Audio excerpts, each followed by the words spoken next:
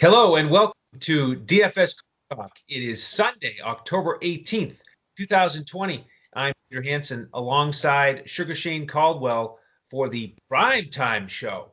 And Shane, we've got three games, an exciting mixture of slates, one game Sunday night, two on Monday. I'm fired up for this three-game slate. How about you? Yeah, this is shaping up to be an awesome slate. We get the double header on Monday again, Yes. and not only do we get the double header, but we get a lot of superstars and really good teams in these matchups here. So it's kind of like fantasy gold here. So I know Draftkings has a huge contest going on, the old Millie Maker going on Monday night. So this is great for fantasy in the DFS world, and boy, we got a lot of really juicy plays here, a lot of good decisions to make here. So I think we're going to give people that are playing those slates some awesome picks and some good matchup analysis and breakdowns here. Yeah, you're right. And there is a real mixture of slates and combinations with the three games. So we're just going to go one game at a time, break down the matchups, and try to help you build winners on whichever slate that you're playing. We certainly invite you to come in with us as members and get our final lineups.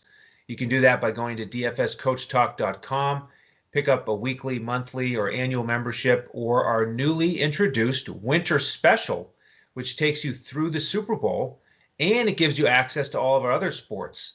So we'd love to have you jump on that, and then we'll give you the final lineups. On Fanduel, we'll give a cash lineup, a GPP lineup. On Draftkings, we give a coach's clipboard with core plays and pivots. And then with Showdown Slate, we give a small core of players. And then the two-game slate will be a little bit different. So a bunch of different combinations. We're going to have you ready for every slate. And let's jump into game one. And while we do that, let's thank our presenting sponsor, BetUS.com.pa. Go there for all your sports wagering and casino action. Make sure to use the promo code CoachTalk on your first deposit. Get a 125% match. And Shane, looking at game one on BetUS.com.pa, the Rams are road favorites by 3 against the division rival 49ers, over under set at 51.5. And these two teams going in different directions. The Rams coming off, the 49ers coming off that Super Bowl appearance, but two straight losses. Close one to Philly in primetime, and then they got trounced by Miami, 43-17, while the Rams are 4-1 coming off two straight wins against the Giants and Washington. And one of the things I'm excited about in this game is that we don't really have any injury issues with the skill position players. So all the guys who you're expecting to be out there will be there, and they're just going to kick it off and go. So once we get underway here on Sunday night, what are you expecting in this matchup? Yeah, it was kind of crazy, that San Francisco game. They're at home and Miami comes in there and just puts a whooping on them. And Yeah. the game got out of hand early. Garoppolo looked really bad coming back from the injury, threw some really bad picks, and he was pulled for CJ Beathard. Garoppolo is going to be back in here. But yeah, obviously I like the Rams here, but I think that 49ers will bounce back and play a more competitive game here as well. But yeah, overall, I think I like the Rams. Just a few players that stood out to me from San Francisco. So Raheem Moster is back now. He was out for a little bit, but Raheem Moster looked really good to me. He looked explosive and powerful, as he always does. And obviously, San Francisco wants to run the ball, especially with their quarterback position being kind of questionable, whether Garoppolo, whether you can trust him, or if you're going to bring in one of these other backups that they got. It's kind of iffy. So San Francisco is going to get back to that old school smash mouth football, and a lot of that production is going to come from Raheem Mostert. So if you are playing a slate that has this game on there, I would get exposure to Raheem Mostert for sure, because the game plan is going to be to protect the quarterback and to try to run right at Aaron Donald and those guys and open up some holes. I love their schemes and I love the talent here. Mostert was pretty much game scripted out of that game because they got down so big. So that's why he didn't have as many carries, but he just looks like a big game waiting to happen. And then you can take a look at George Kittle as well. It's a pretty good matchup here against the Rams, and they should have to pass, still quite a bit when they're not running. And I can see them getting to some of those design plays for Kittle and some of those play action shots to Kittle, who's obviously a great run after the catch, explosive type player. So I don't know if I'm going to get a lot of Deebo Samuel here. I like Deebo Samuel as a player. But he's going to probably be dealing with a lot of the Rams corners there are really tough. So I don't think I want to mess with that. I'd say Brandon Ayuk for the 49ers, if you want a super cheap play, he's looked pretty good as well. So he's another wide receiver. And then when you get to the Rams side here, Jared Goff has looked solid. He's just been really productive, getting rid of the ball quick. He's been accurate. He's obviously got a lot of nice weapons here. So Jared Goff's a nice play. And then Cam Akers is coming back and getting into the mix, and his production is just going to keep going up and up and up, and they're going to give him more carries. He's pretty cheap on most of these slates, and Cam Akers is, I think, by far the most talented running back for the Rams, in a good spot here. And then, of course, you got Cooper Kupp in the slot. He has a great matchup. That's where San Francisco's most vulnerable for their secondaries in the slot, and Cooper Kupp's in a good spot here. So those are the majority of guys that I'm looking at, the primary guys I'm looking at in this particular game. Yeah, I'm with you there. I'll start with the Rams since you finished over there, and Kupp certainly at the top of my list here. Love him on Draftkings with the PPR. You could look at him as captain for the Showdown Slate on Draftkings. Robert Woods, I think, is worth considering. The Rams historically do quite a good job of really focusing their targets on those two guys, and then maybe one of the tight ends as well. But you can certainly play both of those guys together in just about any format, really on either site.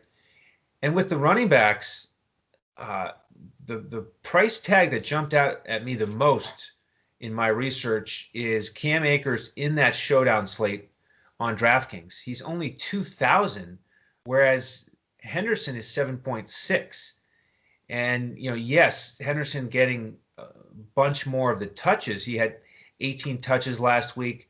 Akers only had those 9 carries in more of mop-up duty against the Washington football team. But on a Showdown slate with a guy who might, get a bigger percentage of the touches, I really like 2,000 for Akers. And on the 49ers side, I'm also going to focus on Mostert and Kittle. Kittle, he's got that solid matchup because the Rams, they're hard to really do anything against. They're tough across the board, but they've been even tougher on the run. So if they're going to throw it, you got to figure they'll look to Kittle. Looking at previous tight end matchups, Tyler Kroft scored twice against the Rams from the tight end position. So I think Kittle can get some work done. And Mostert, 14 touches last week. And McKinnon is the X factor here because he kind of disappeared last week. He only got 3 touches. Jeff Wilson had 4 carries. He actually is the one piece of injury news I should mention. Jeff Wilson is questionable here early Sunday morning. So check in on that before kickoff, because if he's out, you could look at McKinnon to get a few more touches. And, he could certainly break one. But I still prefer Akers, probably in that same price range. All right, Shane, are you ready for game 2? Yeah, this is a pretty exciting game here. They got some awesome quarterbacks going here. So. Yeah, let's transition to the Monday slate. First one's going to be the Chiefs against the Bills kicking off at 5 o'clock Eastern. And on BetUS, the Chiefs are the 4.5-point road favorite. The money has been coming in on the Chiefs. And a big over-under here, 57. Interesting context here for both of these teams. They were 4-0, but they lost last week. Chiefs, of course, in that high-scoring game with Vegas, lost 40-32. And the Bills coming off that tough Tuesday night game in Tennessee where they got beat soundly 42-16. Much more significant injury news here in game 2, Shane. On the Chiefs side, Sammy Watkins is out. And Le'Veon Bell, who just signed with the team, of course, is not going to play until week 7. So keep those issues in mind. And then on the Bills side, tight end Dawson Knox is out. John Brown right now is questionable. Cornerback Tre'Davious White is questionable. And Zach Moss has been ruled in. So a mix-up there in that Buffalo backfield. So with that context in mind, where are you looking here in this matchup? Yeah, I mean, it does kind of make it interesting to see if Tre'Davious White is going to play or not, because he would probably be a lot lined up with Mecole Hardman on the outside. I think Mecole Hardman is the obvious value play here because if he can get pretty much most of the snap share with Watkins out, everyone knows Mecole Hardman is, he's becoming more and more involved in this offense. He's super explosive, and they really have to pay attention to Tyreek Hill and Kelsey. So Mecole Hardman's a great value play. Tre'Davious White's a pretty good corner, but if he's banged up or limited in the game or not playing at all, then that makes the matchup even better. So I think there'll be a lot of exposure to Mecole Hardman. He's a good play. Obviously, then you can take Mahomes and you can pretty much stack him with all his targets. Technically, Tyreek Hill has the best advantage here in terms of coverage. He should be lining up in the slot there. So Tyreek Hill in the slot, most likely Mecole Hardman and Robinson on the outside. And Tyreek Hill will face Teron Johnson, who's been really weak in terms of coverage grades for Buffalo. Everyone knows you kind of attack Buffalo right up the middle, and Tyreek Hill can attack them deep and underneath and just cause a lot of issues horizontally, vertically, you name it. That's what Kansas City does to you. So I don't really see how this Buffalo defense can really match up against Kansas City. Like the Raiders were able to, and a few other teams were able to match up well against them. I don't think that's going to happen here. And then Kelsey has a mismatch as well. I don't think anyone can really cover him. So Kelsey and Tyreek Hill, I mean, all the usual suspects here.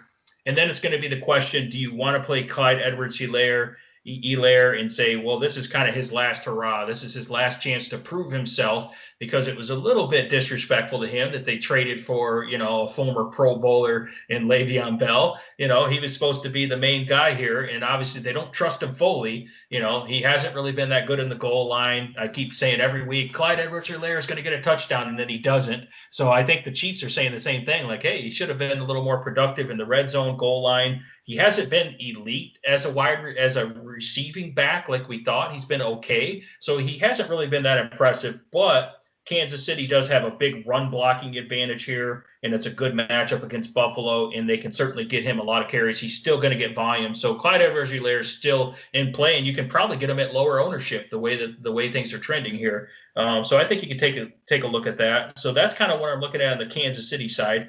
What are you thinking here? You just stack the whole Kansas City team and make it work from there? Yeah, I'm excited about Mahomes, Tyreek Hill for all the reasons you mentioned. Mecole Hardman, he's going to be underpriced for that role, and he's the guy that can just really give you a ceiling game in a heartbeat. So I like combining those three. CEH, I agree with you. He's going to be extra motivated. He hasn't done well inside the 5 when he's been rushing. It was unfortunate last week because he caught one for a score inside the red zone and got called back for a questionable penalty. So for CEH, to me, it kind of depends on which slate you're playing. He's not going to be the first guy I'm looking at for Kansas City. I'm really going to be focused on that passing attack. Yep, definitely. And then on the Buffalo side, I mean, this could certainly be. It's a great game script for Josh Allen here. He had a really bad game against Tennessee, some sloppy turnovers and interceptions. But Josh Allen, he can get it done on the ground. He can get some of those rushing touchdowns that he's known for. And he can certainly sling the ball, and he's got great weapons here. It'd be nice if he could get John Brown back. We'll have to wait and see if John Brown plays. I think having that extra weapon, they're going to need him to try to compete with this Kansas City high-scoring attack. I think Stephon Diggs has been playing great, but Kansas City's pretty tough. He'll most likely be matched up against Tre'Davious Ward, who's a really good cover corner for Kansas City. So I don't love the matchup for Diggs, even though he's super talented. He's still good enough to win in that matchup, but it doesn't seem like a high ceiling spot for him. So I think just overall, Kansas City's defense should be able to contain them. But Josh Allen is sneaky. He gets those off-script plays, and he's going to be in that situation where he's going to have to score and be aggressive. So Josh Allen could certainly get some garbage time here. It's just he's more of a GPP play if you're really trying to get different and fade Mahomes, because most of the ownership is going to be on Mahomes here. But you got to try to figure out a way to get different somewhere in a large field GPP. So I could see Josh Allen taking a flyer. And I do like Zach Moss coming back. He's really their only true early down running back. I don't really look at Singletary as like a workhorse type early down running back. He hasn't been productive. Buffalo needs to try to get the running game going. If you look at a strategy from Buffalo, we need to try to keep Patrick Mahomes and the Kansas City Chiefs off the field, which means having longer drives, being able to control the clock a little bit, and being able to run the ball, which they haven't been good at lately. But if they could get the running game going, Zach Moss is a pretty powerful running back. I like him as a rookie coming back from an injury. He's fully practicing now and fully healthy. So I think he's a guy you can look at that's kind of cheaper here. Other than that, there's not a lot that I love on the Buffalo side here. It's a little bit hard to get to them, but they are going to have to score some points to try to keep pace with the Kansas City team here. Yeah, they really are, no doubt. And you do want to get some exposure to that Buffalo backfield if you could, because on paper you can really run against Kansas City. They're number 29 so far on the season. But the problem is that committee with Moss back in the picture. He played the first 2 weeks and he averaged 10 touches per week. And Singletary for a while there, had a nice bump, but not anymore. So like I say, it would be nice to use one of those guys, and if you do pick one of them, you are going to save some money in comparison to CEH. So I may go there for a lineup or two. But when you talk about getting different with a GPP, I think one way to do it is to pick out one of these Bills receivers. And the biggest piece of news is going to be John Brown. So we'll have to see if he's playing. But if he's out, Gabriel Davis really looked pretty good against Tennessee, and he's cheap on the millionaire slate on DraftKings. He's only 3,500. So there's a way to get a skill position player in this high scoring game at a good price. So I'll have some shares of him if John Brown is out. Yeah, he looks good, and they're going to have to sling the ball around for sure. So should be a lot of nice garbage time production there. A lot of volume, passing volume is what I'm thinking. Absolutely, yeah. And the Raiders had success through the air last week against Kansas City, so we know it can be done. All right, Shane, before we get to the second half here of the Monday night slate, as we try to help you build that winning lineup in the Millionaire Maker, let's hear from our partners at betus.com.pa.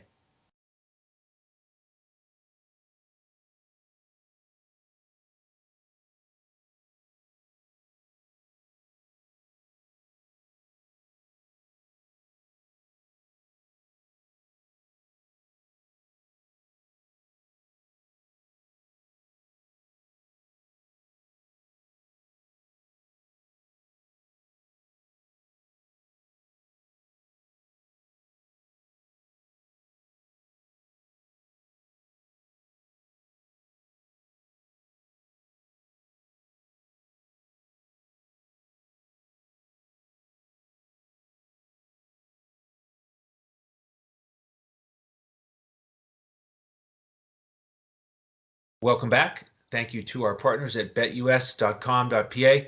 And Shane, the second game here in the Monday night doubleheader, game 3 of the primetime slate, pits the Arizona Cardinals against the Dallas Cowboys.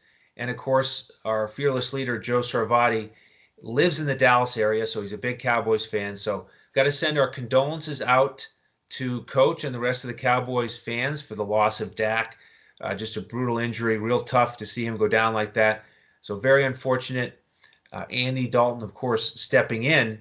And, that really changes the scenario here because, man, Dallas's passing attack has been phenomenal this year. They've been averaging 396 yards a game through the air, over 500 yards of offense every week. But it's going to be a different story with Dalton. So I want to get your view on that here in a minute. But, of course, want to introduce the game from BetUS. Arizona, the 1-point favorite on the road in Dallas, and another big over-under here of 55. So with the change there under center in Dallas, how are you seeing this one play out? Yeah, I mean, Andy Dalton is one of the best backup quarterbacks in the league. I think that was a great signing. Obviously, it's turned out to be a really good signing by them in the offseason. I said it as soon as they signed him, I was like, that's a great backup quarterback there. He fits the system. He's from the Dallas area originally. So, I mean, this is like a homecoming for him, playing in his hometown. He's got all these weapons, got a great offense, great system. I mean, it's a good spot for Andy Dalton, and he's facing Arizona, who has a pretty lackluster pass rush and a pretty bad secondary, really. So it's a perfect spot for Andy Dalton to make his debut here. Yeah, it's unfortunate that Dak's out, but I think they're going to be fine. I mean, obviously, the bigger issue with this team has been their defense. I mean, Dak was putting up record numbers and scoring a ton of points, but they were still losing anyway. So they got to try to figure that out. But you kind of wonder, is Dallas going to start running the ball now even more with Elliott? Elliott's been really getting production in the passing game, really more than the running game. They're going to have to probably force the ball to Elliott a little bit more in the running game and try to get that running game going and set up the play action with Dalton. So, I mean, Dalton will still be able to pass and pick apart the Arizona defense here in the passing game. But the main thing you want to do if you're Dallas is keep your defense off the field. That's just my opinion. If I was the coach, I want to keep Kyler Murray in this explosive Arizona fast-paced offense off the field. So I think Elliott is a guy that, it looks good to pay up for. The problem is if you're trying to pay up for some of these expensive receivers, are you going to be able to afford him? Or if you're trying to pay up for Kyler Murray. But Elliott's in a great spot here, obviously. He should get a more running work here. And obviously he's the goal line back and he's getting more passing production. And Andy Dalton is pretty good at checking down to those running backs there. So I like that. I do like Andy Dalton on most of these slates. He's a pretty cheap price. So I think he's a great value right now as well. A good matchup. My number one wide receiver for Dallas is going to be Amari Cooper. I know CeeDee Lamb has been probably the best receiver for Dallas, but Amari Cooper is a big bounce back spot here. He's going to be mostly on Patrick Peterson covering him, and Patrick Peterson is not the shutdown corner he used to be. So I look for Amari Cooper to have a huge game here. CeeDee Lamb and Gallup are still in play. Gallup also has a good matchup on the outside as well, so I could see him having a sneaky good game. And then, of course, if you're going cheap at tight end, you can go with Dalton Schultz. He's really cheap there as well for the Dallas side. So, I mean, you got pretty much all their skill position guys in play here, which is no surprise with Dallas. But I would say the best play is Amari Cooper, and then followed by Elliott if you can fit him in the budget there. So that's kind of where I'm at on this Dallas side here. Yeah, and Zeke, for a guy that, as you said, they may turn to and rely on even more. He's had at least 20 plus touches every week this season. And, he's been consistent. He hasn't had monster ceiling games here, but, if they give him even a few more touches, that really sets up well. Good spot to get invested in Zeke here this week. And, the passing attack is attractive to me for all the reasons you said. And looking at that red zone, Lamb has been great, lots of targets and red zone touches. But if that regresses a little bit, then this could be Cooper's time to shine. And he's cheaper than Lamb on the Monday Night Millionaire slate on DraftKings. So really good price for Cooper at 5.5. $1,200 less than Tyreek Hill, $2,400 less than DeAndre Hopkins on the other side. So you can get him at a price that you normally could not. So plenty of value there. Now, over on the Arizona side, look at this rushing opportunity for the Cardinals. Dallas, number 28 against the rush so far this season. And the other price tag that really jumped out at me on all these slates is the Millionaire Maker on DraftKings, the running backs for Arizona. Drake is 4.8, and Edmonds, his quote-unquote backup on paper, 4.9. I know it's PPR. I know Edmonds gets a lot of receptions, but with the matchup that strong for the running backs, I think Drake is a little bit cheap here. What do you think? Yeah, I mean, the problem with Drake, he just hasn't looked good. I mean, he's looked really kind of not very explosive. He's getting volume, but, so he had a decent game, but that was against the New York Jets, last week. So the Jets aren't really that great. So, and obviously Dallas is a pretty good matchup as well. So I don't know if it's just because Edmonds has looked so good, when he's in there, and Kenyon Drake's looked average. But yeah, I mean, Drake is a good play. I mean, at least he's not priced a lot more expensive. But I still just like the explosive upside and the playmaking of Edmonds. So I feel like Edmonds is a little bit more like that GPP, breakout play, where Kenyon Drake's a little bit more safer play. and obviously will get a lot more rush, a lot more carries in the running game. But yeah, when you're talking about a site like DraftKings, Edmonds is so involved. If you think Dallas is going to get a lead on them and they're going to have to be in hurry up mode and comeback mode, Edmonds is the play then.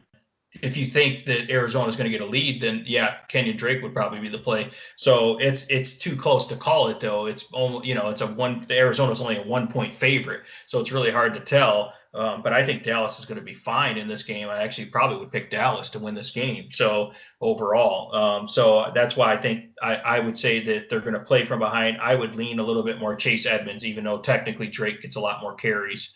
And okay. Dallas is pretty decent against the run. So that was kind of my thoughts, is you could probably expose them more on pass down work for the running backs as opposed to just running right at them. They've been decent against the run and really bad against the pass. So that's kind of where I'm at. They've been bad everywhere. So let's look at that passing game for Arizona. Are you interested in paying up for DeAndre Hopkins? Yeah, I think he's worth paying up for. I can see why a lot of people wouldn't because he's so expensive. But, I mean, he's going to have Darryl Worley on him and the rest of the Cowboys secondary. It's a complete mismatch here. So this is the type of game where, I mean, he should be the highest scoring guy in the slate, especially if you're talking PPR formats. I mean, he has upside of over 30 fantasy points here easily. So I just feel like he's the guy that you have to have, even though he's expensive. And you're just going to have to get a little more contrarian. Like you might have to, instead of stacking him with Murray, you might have to go down to Andy Dalton and just run back Hopkins on the other side. That's one way you'll be able to get to that, because it's going to get expensive if you go with Kyler Murray and Hopkins together, but you also want to play, let's say, Elliott or someone like that. So that's kind of what I'm thinking is, the strategy is if you play Andy Dalton, pair him up with with a few guys on his team, then you run Hopkins back the other way. I think the optimal strategy, but I think Hopkins is in too good of a spot to fade here in this fast-paced offense. The amount of volume he's going to get, even though he's expensive, I think he's totally worth it. Yeah, I'm going to look at it and play around with it. Again, depending on the slate, it certainly makes sense to have him out there in a bunch of lineups, but I'm going to play a few without him and build a couple different lineups. Because I do think he'll be heavily owned. And, I've done enough podcasts with you now, Shane, where I got to look to fade the chalk sometimes, right? Yeah. It is a smash spot. Okay. So I'm not saying 100% fade, but I am going to build some lineups without him. It's just hard in these slates where it's only a couple games, because if you don't have that one player that like goes crazy, like breaks the slate, then you're pretty much out of it already. Yeah. So yeah, it is good. I mean, obviously you're fine if you build multiple lineups, you can hedge a little bit there, but it's just, if I were just going to build one lineup, I would have to put Hopkins and probably Amari Cooper both in it. Cooper's too cheap, obviously, and he has similar upside. Hopkins, this is just one of those games where you can catch like 12 balls or, something like that, and like 1 or 2 touchdowns and just have this ridiculous blow up game, Absolutely. Well, I mean, this is going to be a lot of fun, these different slates. We're going to have a bunch of different lineups for our members. So again, we invite you to jump in and join us. Go to dfscoachtalk.com. Get the weekly, monthly, or annual membership, or get the winter special for the NFL folks out there that'll take you through the Super Bowl, dfscoachtalk.com. Social media, please give us the like and the thumbs up on YouTube and subscribe to the channel so you get the notifications when our podcasts post. Feel free to interact with us on Twitter. At your leisure, you can find us at DFS Coach Talk. Shane is available at DET Sports Shane. I'm at Language Olympic, and the biggest Cowboys fan in our group is the coach. He's available at JOESARVADI. He just might not respond during the Cowboys game. Probably at halftime, though. He's very responsive. So we love interacting with everybody on social media. Thank you for all your support. Charity of choice here at DFS Coach Talk, mambaon3.org. That's MAMBAONTHREE. I want to thank our presenting sponsor one more time, betus.com.pa. And our next show, Shane, it's not going to be until Thursday, but we'll have everybody ready for week 6. On Thursday, we'll go game by game, give you that preview. And there should be a Thursday night game this week, right? So we'll have a Wednesday night podcast previewing the Thursday night showdown slate. So love to have you join us for all those. Good luck to everybody on Sunday here in Week 6. And on behalf of Shane Caldwell and the rest of the DFS Coach Talk team, I'm Andrew Hansen, and we look forward to joining you next time as we look to crush it in DFS. Wake up, sports bettors. Sports are in high gear at BetUS.com, so put down the beer and make every sporting event more exciting by putting stakes on the line at BetUS.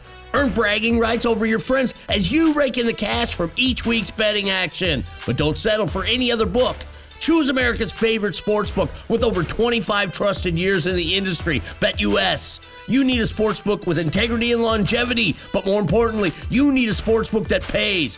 BetUS has your game with action on football, baseball, basketball, MMA, golf, horse racing, and even esports. No other sportsbook welcomes newcomers like BetUS with their jaw-dropping sign-up bonuses.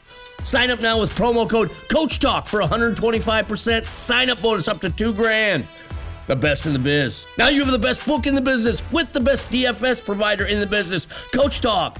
Create your account to make point spread bets, futures bets, prop bets, entertainment bets, live bets, and more.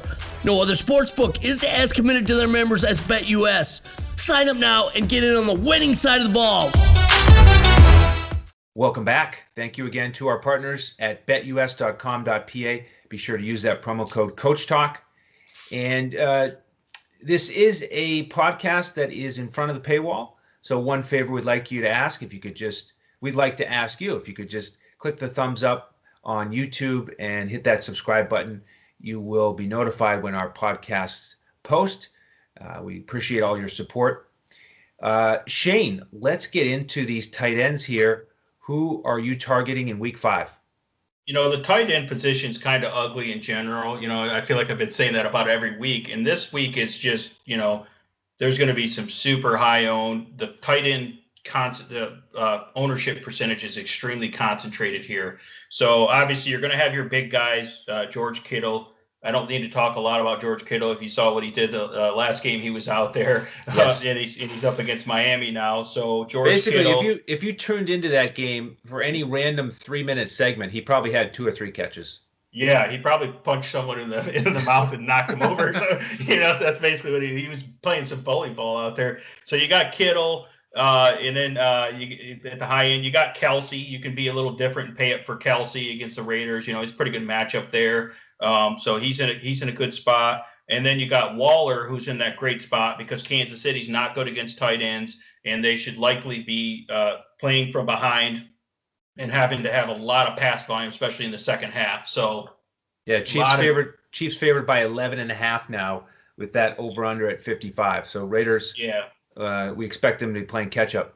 Yeah, so they're just going to play a prevent defense if they get up by big points, and Darren Waller's just going to get a ton of passes. So he's super valuable here. And then I think a lot of people are going to be looking at Evan Ingram. He kind of makes you a little bit nervous, but he is super talented, and they probably are going to be playing from behind against Dallas, who's not great against tight ends. And Daniel Jones is going to have to hit him, and he is a really big athletic tight end, and he's pretty reasonably priced there. So Evan Ingram, I think, is definitely in play. And then my favorite player, Eric Ebron. He's not really my favorite player, but Eric Ebron is he's a fast, athletic type tight end. So when he actually can catch the ball, sometimes he has a hard time with that. He gets great production, and he's a red zone target as well. He does have to split some of the time with McDonald, but I'm not too worried about that because they're going to run a lot of 2 tight end sets as well. So he's getting on the field more. I think if he's getting more comfortable with this offense, they're coming off that pretty much that bye week there.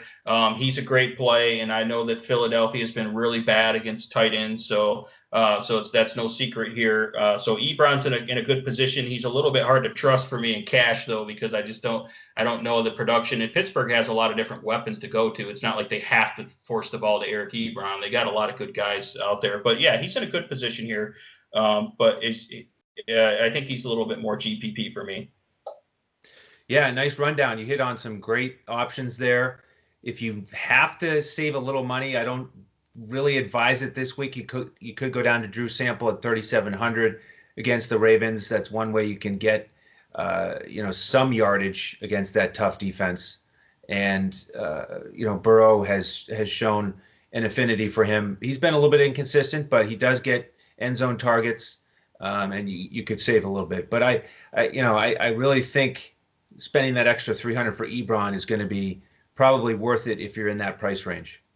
Yeah, there's not too many guys at that really low, price range. I mean, there's some people are looking at Jordan Akins. He's kind of injured this week, but if he plays for Houston, there's a couple guys down there, but it's pretty hard to pay down. And like I said, you shouldn't have to really pay down that much and try to get that pump play tight end this week. Ebron's about as low as you need to go. Yeah, like I said, the only problem with tight ends is just super highly owned. It's very highly concentrated with those guys that we discussed there. But so you just hope you get the right one then, because everyone's going to be playing these like 5 or 6 guys, and it's just a matter of which one is the ceiling one, which one's going to hit big. I think Kelsey might be the sneakiest one, because no one's going to want to pay up for his price with all those other blow up guys right around him, right? So Kelsey's interesting as like a GPP play to differentiate yourself if he has one of those 2 touchdown games, and let's say Kittle and Waller have just an average game. So I think could be the interesting play here. As I'm talking about how I think all these guys are highly owned, Kelsey could be lower owned and actually be a differentiator if he has a ceiling game here. He certainly could. And speaking of ceiling games, let's transition to the team defenses. Who are you looking at and hoping that maybe they'll get a pick 6 or pick one up off the turf and run it back and have a ceiling game for the team defenses? Yeah, speaking of bye weeks and a team being fresh, you got the Pittsburgh Steelers at home basically coming off a bye week. So you got that whole defense completely healthy and completely rested and ready to attack. And then you got Philadelphia on the other side of that game. Their offensive line is banged up. Carson Wentz has not looked good. I mean, Carson Wentz is pretty talented though, and he has some decent players, so they might be able to score a little bit. But I think Pittsburgh's going to be able to have a lot of sacks and turnovers in that game. So even if Philadelphia is able to score a little bit, Pittsburgh will make up in the other categories there. So really like the Pittsburgh Steelers defense here. The other one I think is pretty interesting. You can pay up to be a little more contrarian, because I don't know that they're going to be the highest owned, is the LA Rams. They're going out to Washington there for the Washington football team. The Washington football team starting Kyle Allen. He's kind of like an interception machine, basically, and he's going to be under heavy pressure from Aaron Donald and and company there. That really good pass rush there, and great talented secondary with Jalen Ramsey and all the other guys they have there. So this guy is going to be under pressure, and they get down and have to pass the ball. That's going to be a great spot for the Rams defense to get sacks and fumbles and interceptions here. So I could see Kyle Allen throwing 3 interceptions against this team and hopefully a pick 6 if I play the Rams here. Absolutely. Yeah, those are two nice options. I'll throw in the 49ers taking on the Dolphins, and they're without their left tackle. First round draft pick Austin Jackson, so it's just going to be that much harder for Fitzpatrick to try to stand upright and not turn the ball over. So there's another way you could go with a GPP, but you're not going to save much money. So I do prefer the Steelers for sure. I think they're probably my favorite target here with the rest. So I'm excited about that. I'm really excited for kickoff here, Shane. After breaking this down, I feel like we're well prepared. I want to get these games going, but we do still have to actually fill out our lineups. So we're going to keep grinding and working together on that. And just want to invite folks in one more time. If you'd like to get those lineups, join us as a member at dfscoachtalk.com.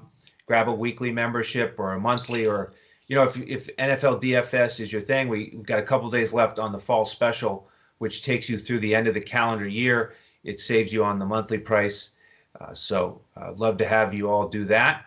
And in terms of social media, you can follow Shane on Twitter at DET Sports Shane. You can find me at Language Olympic. The crew is at DFS Coach Talk. And then our fearless leader, Joe Sarvati, the coach, you can find him at JoeSarvadi. Charity of choice here at DFS Coach Talk, of course, is mambaon3.org. And we want to thank our presenting sponsors one more time here. BetUS.com.pa. Use that promo code Coach Talk. And there are some high-scoring games, and we're going to have a couple more of them to talk about here. We're going to do a primetime show again. Get you ready for the primetime slates, the showdown slates, and the over-unders are substantial there. We got the Vikings, Seahawks, Chargers, and Saints.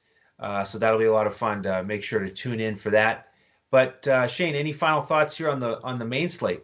Yeah, so my final thoughts, I got a prediction here. My team, the Detroit Lions, are going to go undefeated this Sunday because they're on their bye week. I'm with you on that. Yeah. And also, so I'm excited about that as a Lions fan. We're not going to lose this week. We are going to be undefeated, and we're also going to be undefeated at DFS Coach Talk, with our NFL lineups this week. So I'm loving it this week.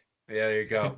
Rest up and gear up for week 6. So, all right. Well, excellent work here today, Shane, as always. On behalf of Shane Caldwell and the rest of the DFS Coach Talk team, I'm Andrew Hansen. Thank you for joining us. And be sure to tune in for our next NFL podcast as we look to crush it in DFS.